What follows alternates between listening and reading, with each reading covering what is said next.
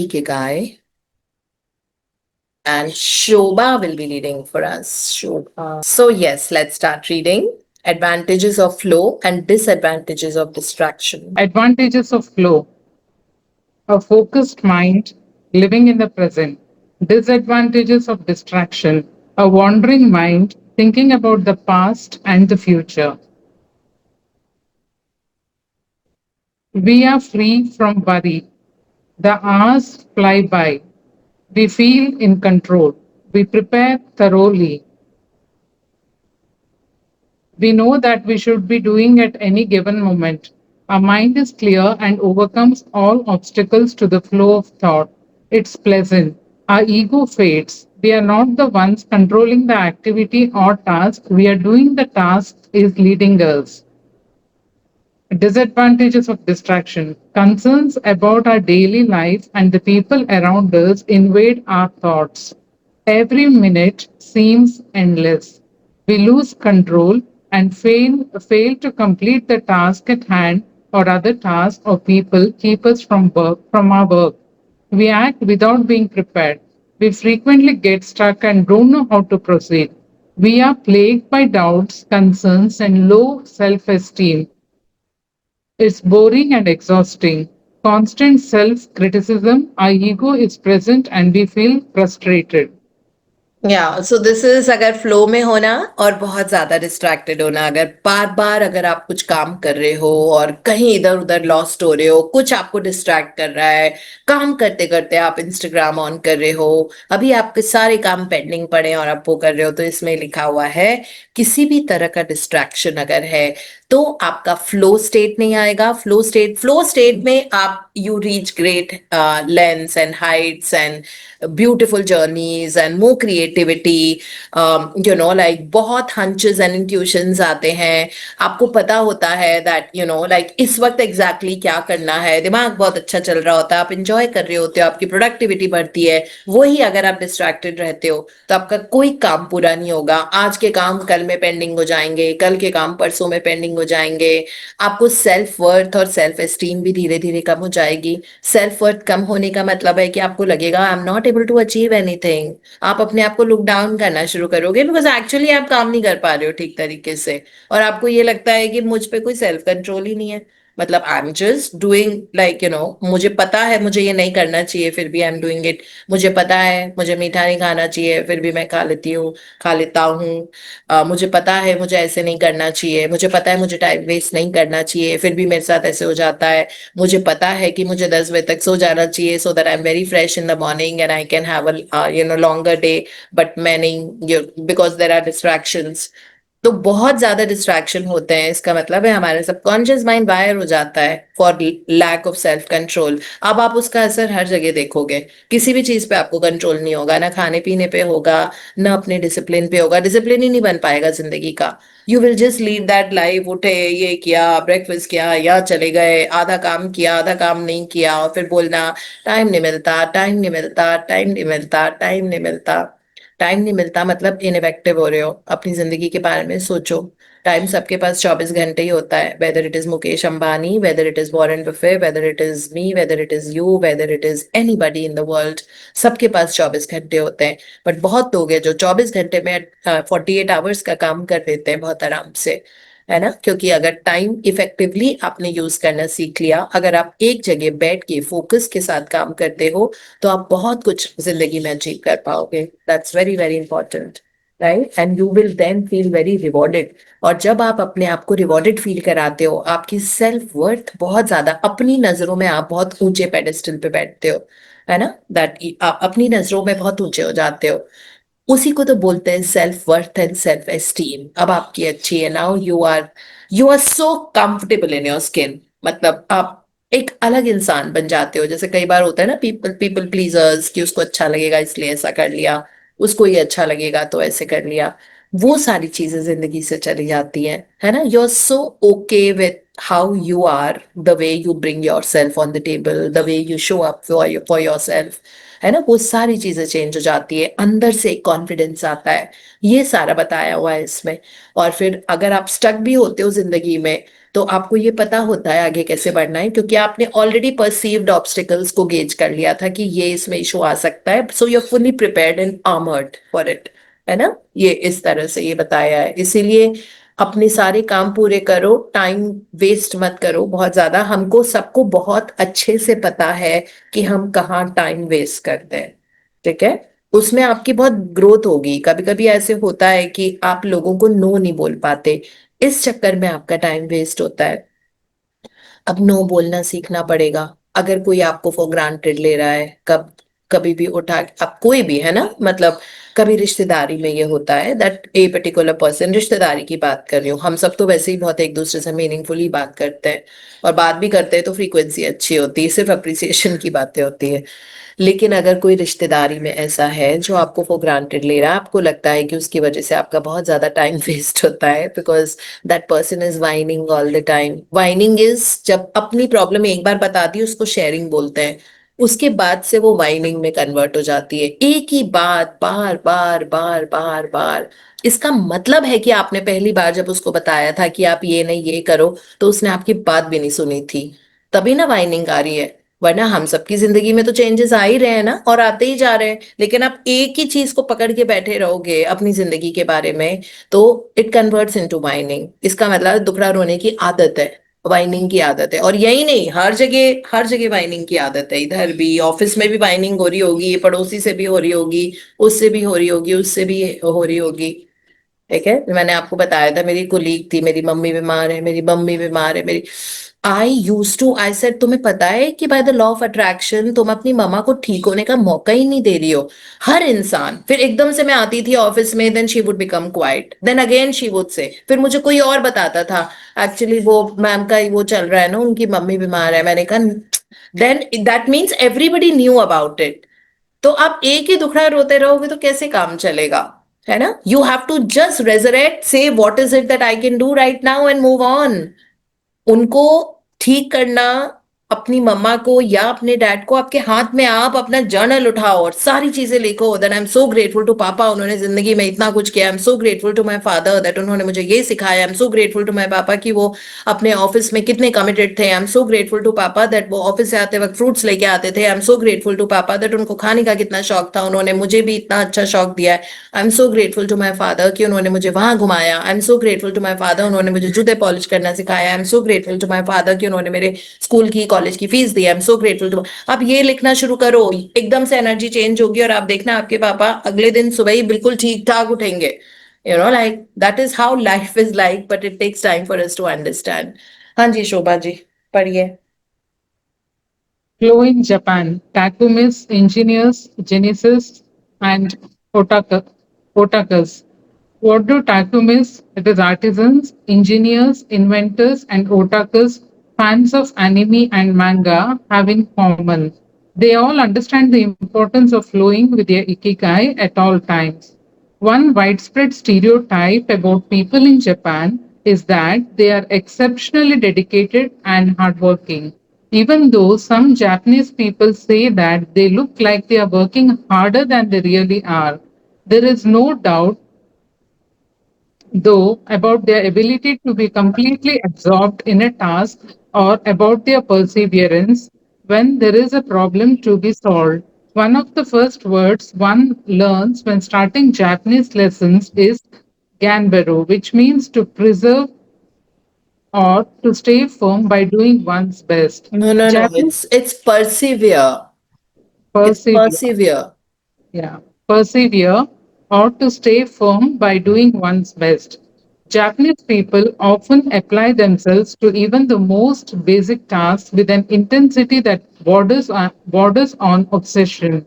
We see this in all kinds of contexts, from the retirees taking meticulous care of their rice fields in the mountains of Nagano to the college students working in the weekend shift in convenience stores known as konbinis. If you go to Japan, you'll experience this attention to detail firsthand in almost every transaction.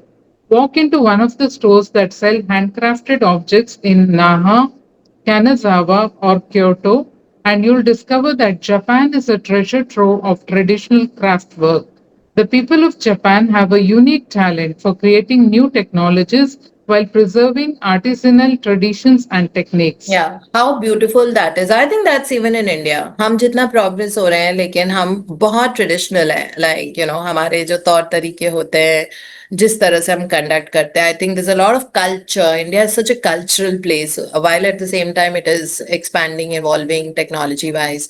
So खैर Japanese तो level ही अलग है इनका. Like I was telling you ना, so my first cousin, my chacha's son, he lives in London. So उसका he is an engineer. So he said that हम लोग सब तो वो शंघाई आया हुआ था, तो वहां पे मीटिंग थी. बीजिंग बीजिंग में, सॉरी, बीजिंग बीजिंग चाइना में मीटिंग थी उनकी कोई. तो कह रहे थे कि अलग अलग नेशनैलिटी के सारे हेड्स आए हुए थे. तो हमें मतलब राजेश भैया उनका नाम है, राजू बोलते हैं हम. तो वो हमको बता रहे थे कि ऐसा लाइक वहाँ सारे हम लोग बैठे हुए थे. तो कहते हैं कि उन लोगों की जापानीज की अलग अलग दिमाग चलता है. तो वो बता रहे थे कि हम लोग वो कर रहे थे कि एक वो बनाना था, आई थिंक शंघाई का एयरपोर्ट या बीजिंग का एयरपोर्ट, मुझे ध्यान नहीं आ रहा है, वो बहुत दूर है शहर से. तो वो बोल रहे थे कि इतना ट्रैफिक मतलब हो जाता है that just to make it free flowing, airport तक का रास्ता एक अलग से निकाल देना चाहिए. तो कह रहे हैं सब उस पर ब्रेनस्टॉर्म कर रहे हैं और उस पर बात होती जा रही थी. And then I also give my ideas and everybody and all that. तो कहते हैं कि जापानीज जो जापानीज टीम आई हुई थी वो बोलते हैं कि अरे इसमें क्या है, मतलब वो ब्रिज बना के एक दिन में, मतलब हम फैक्ट्री में बनाएंगे, ब्रिज बना देते हैं बहुत अच्छी सी फ्लाईओवर, और इतना 40 किलोमीटर्स का. तो कह रहे हैं वो बना देते हैं और उसको फिक्स करना होगा तो उसमें एक रात लगता है फिक्स करने में और उसको वो करने में. कहते हैं सब वही ब्रेनस्टॉर्म करते रह गए, जापानीज ने आके अपनी क्रिएटिविटी के हिसाब से कहा और एक्चुअली फिर यही हुआ.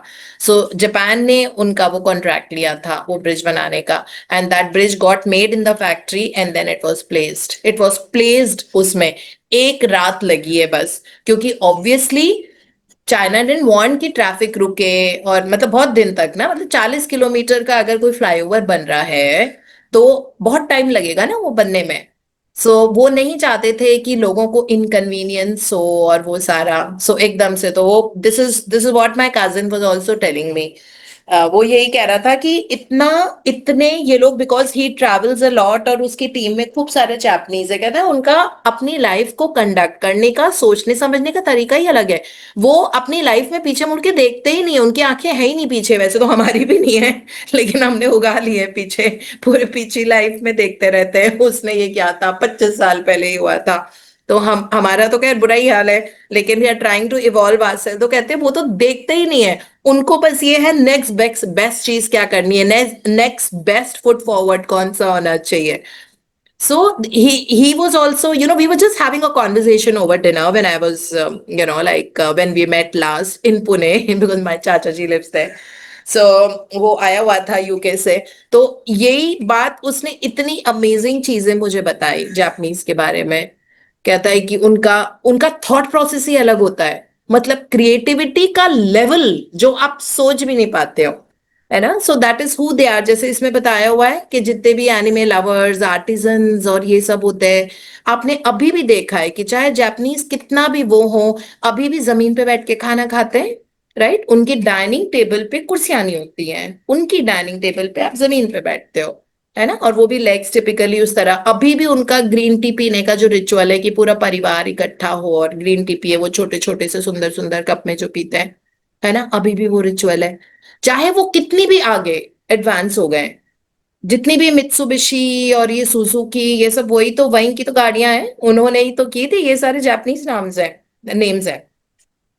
So, like learning from them, and always they want to be the best, right? I mean, they want to be the best at their work. इस तरह की creativity. और अब वैसे भी आप जितने ज्यादा creative, उसमें लिखा हुआ ना, their obsession for growth and success in their life, which is so beautiful. Their obsession to put the best foot forward. Their obsession to do more. Their obsession to contribute. और same fire के साथ रोज उठते हैं.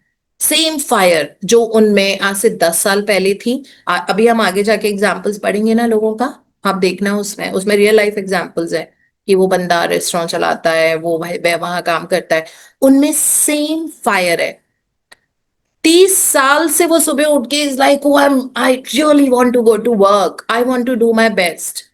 इसीलिए आप वहां पे बहुत कम लोगों को देखोगे जो स्मोकिंग में लगे हुए हैं, ड्रिंकिंग में लगे हुए हैं, दारू पी के गिर रहे हैं। They don't, they have to wake up the next day. बहुत अच्छी लाइफस्टाइल है, खाना पीना, आप लोगों ने देखा है उनकी हेल्थ का क्या हाल है।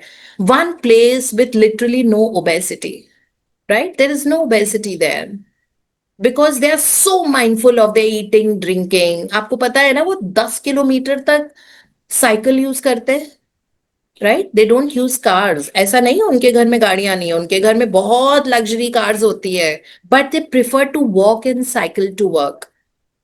You know, MD CEO company के वो साइकिल से काम पे जाते हैं। ऑफ कोर्स उनके यहाँ साइकिल ड्राइव मतलब साइकिलिंग इज सेफ बिकॉज उनका साइकिल लेन होता है अलग से, क्योंकि सारे साइकिल कर रहे होते हैं तो साइकिल लेन्स होते हैं अलग से।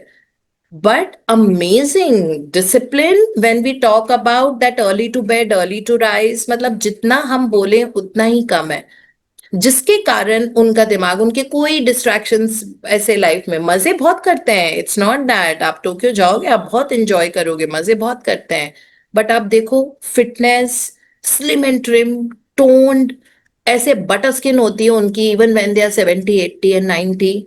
That is who they are. तभी तो हम जापानीज लोगों की कहानी पढ़ रहे हैं ये अभी, है ना? मतलब ये पूरी किताब ही तो इकिगाई शब्द ही जापानीज होता है, उनके बारे में पढ़ रहे हैं कि किस तरह हम उनसे थोड़ा भी अगर ग्रैब कर लें, सीख लें, उसको अपनी जिंदगी में अप्लाई करें, तो हमारी जिंदगी कहाँ से कहाँ पहुंच जाएगी, है ना? और बचपन से उनको ये सब सिखाया जाता है, तो वो छोटा बेबी होता है, उनको अपने बच्चों को बोलना नहीं पड़ता बैठ के पढ़ाई करो। वो वैसे ही कल्चर ही वैसा ही है वहां पे, because they have worked at it, है ना? उनके लिए कोई, मैंने आपको बताया था जब उनके ओलंपिक, वर्ल्ड वॉर 2 के बाद ओलंपिक्स के लिए उन्होंने पूरी सिटी रिफर्बिश कर दी। इंडिया आज भी वैसा नहीं है जैसे 1964 के ओलंपिक्स के लिए जापान ने अपने आप को कर लिया था, एक नया रूप दे दिया था, पूरा डिमोलिश था, है ना, नागासाकी हिरोशिमा पे। और उसके बाद लगातार बॉम्बिंग्स के एक्सपेरिमेंट पैसिफिक ओशन में होते रहे, राइट? जिसकी वजह से, और इनके कितने सारे क्रूजेस एंड शिप्स थे वहां पे जापान के, जब बॉम्बिंग का एक्सपेरिमेंट हुआ था, जब कैसे वो न्यूक्लियर बॉम्ब जब पहली बार बना था, तो वो जापान की सी में हुआ था। तो वो तो बीच में पैसिफिक ओशन है ना, एक तरफ जापान है, दूसरी तरफ अमेरिका का वेस्ट कोस्ट है। तो उसमें जापानीज की इतने सारे फिशिंग के शिप्स, बोट्स, क्रूजेस, वो सब थे।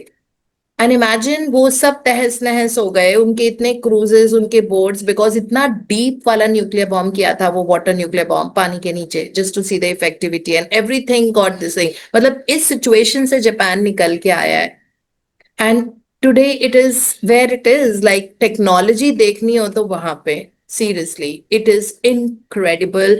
Hats off to all the Japanese people. इस तरह का उनके अंदर फायर जो है अपनी जिंदगी में बहुत क्वालिटी लाइफ लीड करने का, it's still there, and every day the best of the creations in the world are coming on the table from Japan even today, है ना? जबकि एक छोटा सा स्लेंडर सा आइलैंड है, it's not that it is very big, but it's really incredible, amazing.